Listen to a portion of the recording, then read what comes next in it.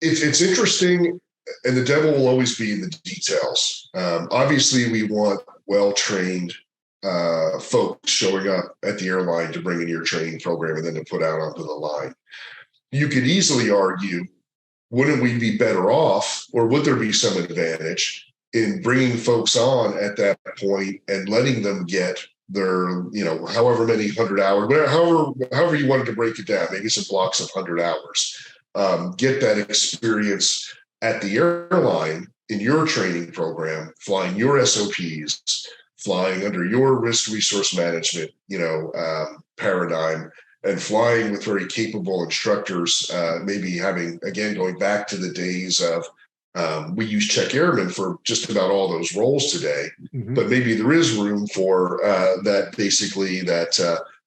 training captain role, or even in some foreign carriers. I know, speaking with some of my friends over in Europe, they'll have a training first officer who early in a first officer's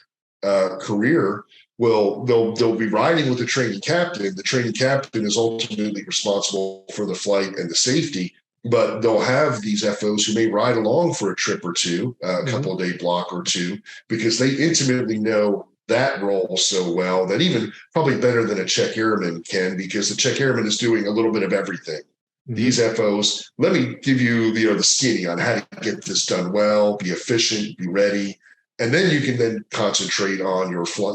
continue to grow your flying skills and all that come with time. So I think if you could do it well and you were tight with the stipulations on who did what to who, and you use the same level of